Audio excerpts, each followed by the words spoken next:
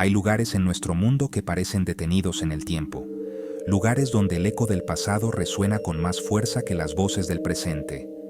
Uno de esos sitios es el pequeño pueblo de Alborada, un conjunto de casas de piedra y tejados gastados, abrazado por un denso bosque que parece guardar secretos ancestrales.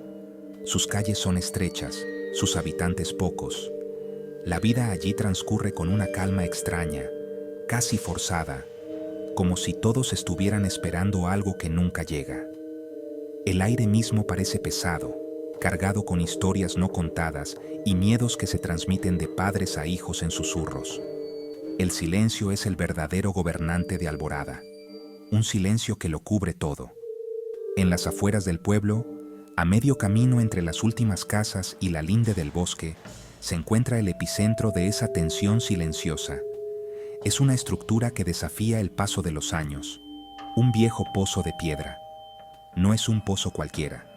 Su brocal está cubierto de musgo y grietas, como las arrugas de un anciano. Nadie sabe quién lo construyó ni cuándo. No aparece en los mapas antiguos. Simplemente está ahí, una boca oscura y abierta hacia las profundidades de la tierra.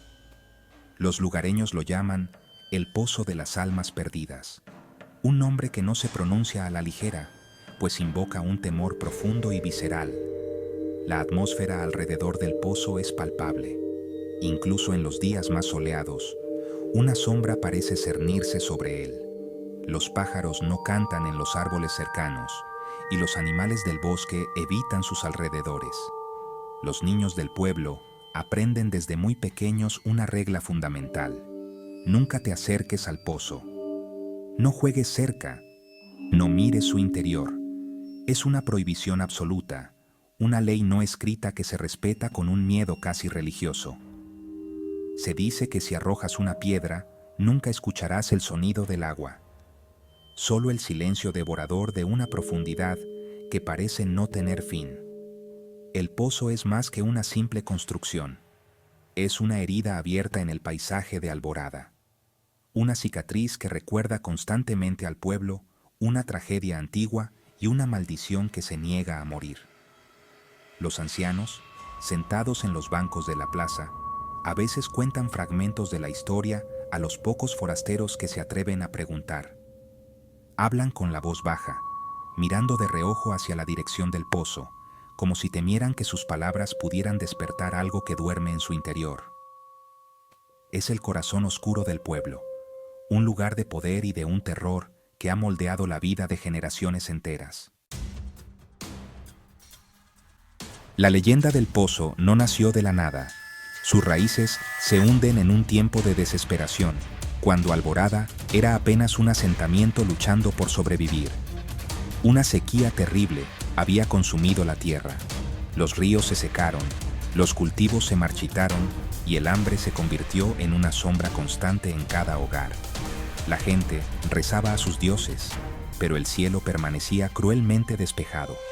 La desesperación era un veneno que se extendía por la comunidad, enfrentando a vecinos contra vecinos. Parecía que el fin del pueblo era inminente, que la tierra misma los había abandonado a su suerte y los condenaba a desaparecer. En medio de esta agonía, surgió una figura controvertida, un viejo chamán que vivía aislado en el bosque. Era un hombre de conocimiento antiguo, conocedor de ritos que los demás habían olvidado o temían practicar. Prometió al pueblo una solución, una forma de traer de vuelta el agua y la vida, pero el precio era terrible. Habló de un pacto con las entidades primordiales que habitaban bajo la tierra. Para aplacar su sed, exigían un sacrificio. No un animal, no una ofrenda material. Exigían la vida más pura, el alma de un niño inocente, para consagrar el pozo y convertirlo en una fuente eterna de vida. La propuesta dividió al pueblo. Muchos se horrorizaron ante la idea de un acto tan atroz. ¿Cómo podían sacrificar a uno de los suyos para salvar al resto? Pero el hambre y la sed son consejeros crueles. La visión de sus propios hijos debilitándose día a día nubló su juicio. Finalmente, la desesperación ganó la batalla contra la moral. Se eligió a un niño huérfano, un pequeño sin familia que lo defendiera, para hacer la ofrenda.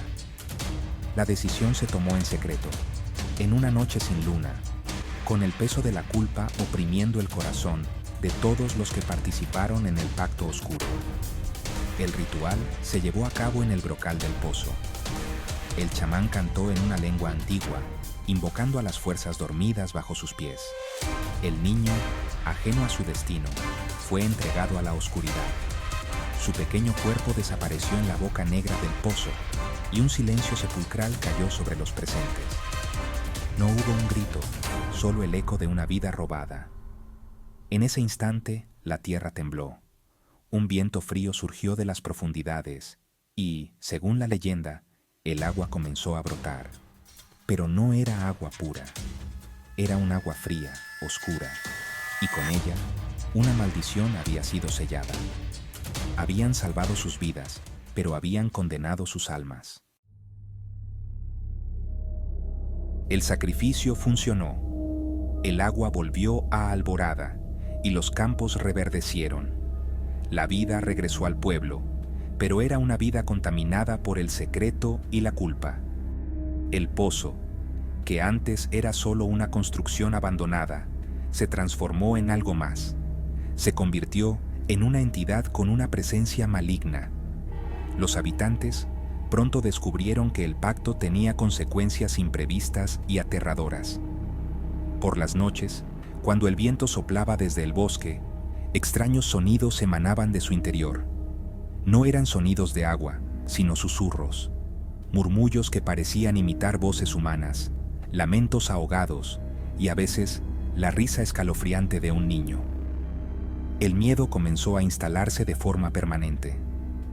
La gente que pasaba cerca del pozo al anochecer juraba haber visto sombras moverse en su periferia. Figuras oscuras y fugaces que se desvanecían si se las miraba directamente. El terror ya no era solo una historia del pasado, era una realidad presente y tangible. Los animales domésticos se negaban a acercarse, gruñendo y erizando el pelo ante una amenaza invisible. La atmósfera del pueblo cambió para siempre. La alegría que trajo el fin de la sequía fue reemplazada por una paranoia constante, una sensación de ser observados por algo que habitaba en las profundidades de la tierra. Poco después, comenzaron las desapariciones.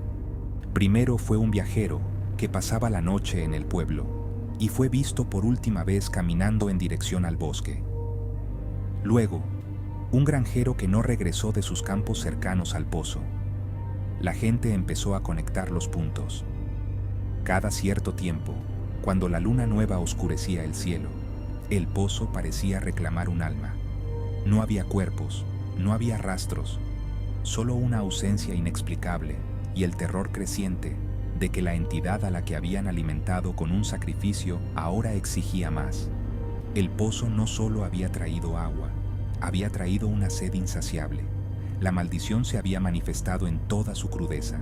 El pozo no era de las almas perdidas, sino que las perdía, las absorbía. La leyenda se consolidó, pasando de ser un cuento de advertencia a una crónica de los horrores que vivían. El pueblo quedó atrapado en su propio pacto.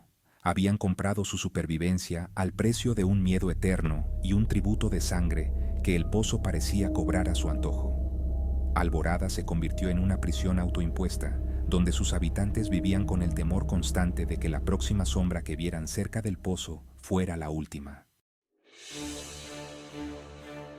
Pasaron generaciones, y la leyenda del pozo se convirtió en parte del ADN de Alborada.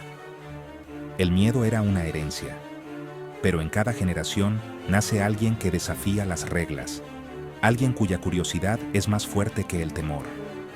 Ese joven era Mateo. Había crecido escuchando las historias, pero a diferencia de los demás, no se conformaba con los susurros y las advertencias. Quería respuestas. La reciente desaparición de su mejor amigo, cerca de la zona prohibida, fue la chispa que encendió su determinación. No podía aceptar que su amigo simplemente se hubiera desvanecido. Estaba convencido de que el pozo guardaba la clave de todo. Mateo planeó su descenso en secreto. Sabía que nadie en el pueblo lo apoyaría. Lo llamarían loco. Durante semanas, reunió cuerdas resistentes, linternas y todo lo necesario para la peligrosa expedición. Esperó a una noche sin luna, la misma en la que, según las leyendas, el poder del pozo era más fuerte. Sentía miedo, un nudo helado en el estómago, pero el dolor por la pérdida de su amigo y su sed de verdad eran más poderosos. Se despidió en silencio de su hogar, sabiendo que podría no volver, y se dirigió hacia la boca oscura que había aterrorizado a su pueblo durante siglos. Al llegar al brocal, el silencio era abrumador, casi físico. El aire era gélido y olía a tierra húmeda y a algo más, algo antiguo y podrido. Aseguró la cuerda con manos temblorosas y encendió su linterna, cuyo haz de luz parecía ser devorado por la negrura insondable del pozo. Tomó una profunda respiración y comenzó el descenso. Cada metro que bajaba, la temperatura descendía bruscamente. Las paredes de piedra estaban resbaladizas, cubiertas por un limo oscuro que se adhería a sus manos. El mundo de arriba desapareció y solo quedó él, suspendido en un abismo de oscuridad y silencio. A medida que descendía, los susurros comenzaron. Al principio eran débiles, casi imperceptibles, como el viento rozando las piedras, pero pronto se hicieron más claros. Eran voces, docenas de ellas, superponiéndose en un coro caótico de lamentos y súplicas. Reconoció algunas palabras, nombres de personas desaparecidas a lo largo de los años en el pueblo. El terror amenazó con paralizarlo, pero siguió bajando, impulsado por una mezcla de miedo y fascinación. Más abajo, su linterna iluminó algo que no esperaba. El pozo no terminaba en agua, terminaba en un suelo seco y una apertura lateral, una cueva que se adentraba en la tierra. Lo que sucedió después en esa caverna subterránea, nadie lo sabe con certeza. La luz de la linterna de Mateo se extinguió, sumergiéndolo en una oscuridad absoluta. El pueblo de Alborada solo supo que el joven no regresó esa noche. A la mañana siguiente, su familia, angustiada, descubrió su habitación vacía y una nota que explicaba sus intenciones. El pánico se apoderó de todos. Corrieron hacia el pozo, el lugar que tanto habían temido, y encontraron lo que más temían, una cuerda descendiendo hacia la negrura, pero sin nadie al otro extremo. Su peor pesadilla se había hecho realidad. La desaparición de Mateo no fue como las demás. Las anteriores habían sido misteriosas, envueltas en la niebla de la suposición y el miedo. Pero esta vez había pruebas. Mateo había desafiado directamente a la maldición y había perdido. Su acto de valentía, en lugar de romper el hechizo, lo reforzó de la manera más cruel posible. Demostró a todos que la leyenda era real, que el poder del pozo era absoluto y que no había escapatoria. Nadie se atrevió a bajar a buscarlo. Sabían que sería inútil. El pozo se lo había tragado, igual que a todos los demás. La comunidad de Alborada quedó devastada. La pérdida de Mateo fue un golpe terrible, una herida fresca sobre la cicatriz antigua. Su sacrificio no trajo respuestas, solo más miedo. El pozo, que había sido una amenaza latente, se convirtió de nuevo en un terror activo y presente. Los susurros que emanaban de su interior parecieron aumentar en intensidad, y algunos juraban que entre los lamentos ahora se podía distinguir una nueva voz, una voz joven y desesperada que llamaba desde las profundidades. El nombre de Mateo se unió a la larga lista de almas perdidas. A partir de ese día, el respeto por el pozo se transformó en un pánico absoluto. Se construyó un muro bajo a su alrededor, no para contener a la entidad, sino para recordar a todos el peligro y mantener a los niños alejados. La historia de Mateo se convirtió en el capítulo más sombrío de la leyenda, un recordatorio brutal de las consecuencias de la curiosidad y el desafío. Su destino selló el del pueblo, condenándolos a convivir con su monstruo, a aceptar que la oscuridad que ellos mismos habían invitado a su mundo nunca se iría. Alborada quedó para siempre marcada por el eco de su valiente pero trágico intento. Hoy, 26 de diciembre de 2025. El pueblo de Alborada sigue en pie, pero es una sombra de lo que fue. Muchas familias se marcharon, incapaces de vivir bajo el peso constante de la maldición. Los que quedan son guardianes reacios de la leyenda, personas que han aprendido a convivir con el miedo. El Pozo de las Almas Perdidas sigue allí, en el borde del bosque, más antiguo y ominoso que nunca. El muro de piedra que lo rodea está cubierto de advertencias y símbolos protectores, un vano intento de contener una maldad que no conoce barreras físicas. Es un monumento al error y un faro de terror. La leyenda ya no se cuenta en susurros, sino como una advertencia solemne a cualquier extraño que llegue al pueblo. Es una lección sobre la desesperación y los precios terribles que a veces se pagan por la supervivencia. Habla de pactos oscuros que nunca deben hacerse y de puertas que nunca deben abrirse. La historia del chamán, del niño sacrificado y del valiente Mateo se ha convertido en el folclore más importante de la región. Un recordatorio de que hay fuerzas en este mundo que es mejor no comprender y, sobre todo, no desafiar. El pozo es la prueba viviente de ello. Los fenómenos extraños no han cesado. Los habitantes siguen reportando susurros en las noches de viento y sombras fugaces en la periferia de su visión. Las desapariciones son menos frecuentes, quizás porque ya nadie se atreve a acercarse. Pero la sensación de una presencia hambrienta permanece. El pozo sigue esperando, paciente, en su silencio devorador. La entidad del niño, alimentada por décadas de miedo y por las almas que ha consumido, sigue atrapada en su prisión de tierra y piedra, anhelando compañía en su eterna soledad y esperando a la próxima víctima imprudente. La advertencia del Pozo de las Almas Perdidas sigue vigente. Es un mensaje que trasciende el tiempo y el lugar. Ten cuidado con las soluciones fáciles a problemas desesperados. El mal a menudo se presenta con promesas de salvación, pero su precio es siempre el alma.